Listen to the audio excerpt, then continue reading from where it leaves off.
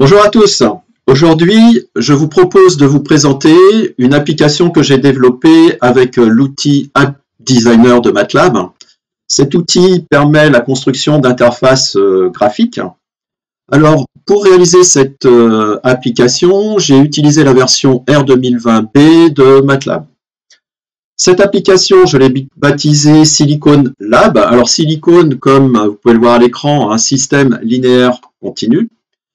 Le but de cette application est vraiment d'observer et d'analyser le comportement des systèmes linéaires à partir de leurs réponses temporelles et fréquentielles, tout en s'affranchissant des calculs qui parfois peuvent être un petit peu lourds et peuvent nous freiner dans nos analyses.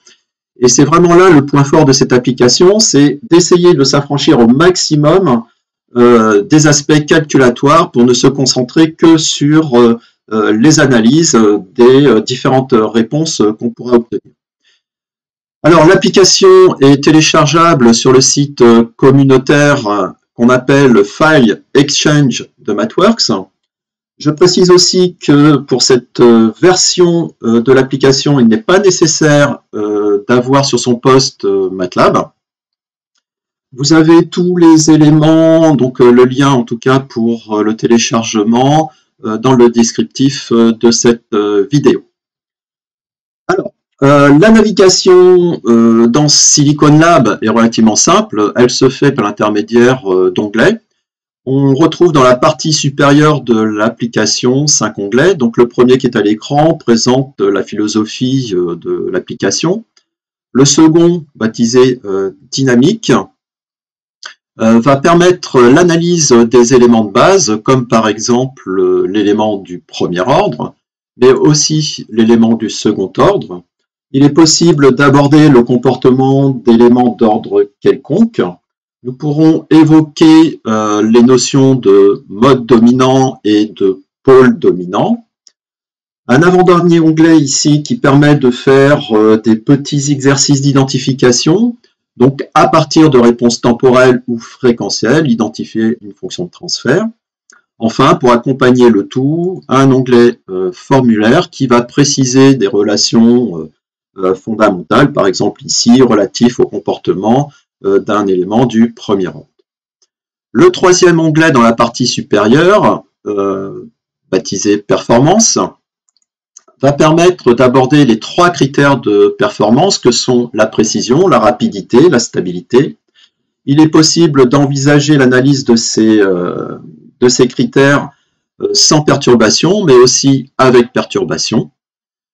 Concernant la stabilité, il est possible d'aborder ce problème en analysant la fonction de transfert en boucle fermée, mais aussi la fonction de transfert en boucle ouverte.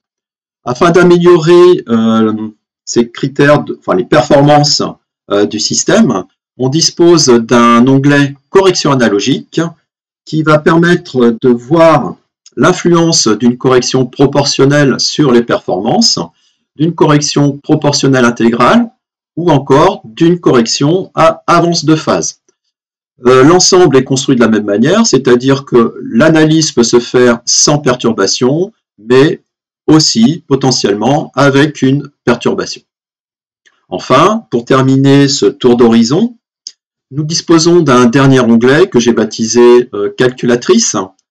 Dans cet onglet, on va pouvoir par exemple faire ou effectuer des calculs de fonctions de transfert de systèmes série, de systèmes parallèles ou bien de systèmes qui présentent une chaîne de retour.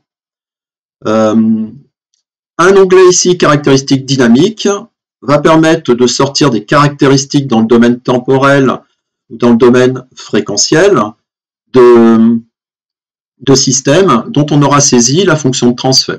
Elle peut être d'ordre quelconque. Si besoin, il est possible d'accéder aux zéros et aux pôles de notre système. Voilà pour ce tour d'horizon, ce panoramique. Ce que je vous propose maintenant, c'est de me retrouver dans les vidéos de cette playlist où je vais décrire un petit peu plus précisément les onglets que nous venons de passer assez rapidement en revue et découvrir finalement le potentiel de Silicon Lab.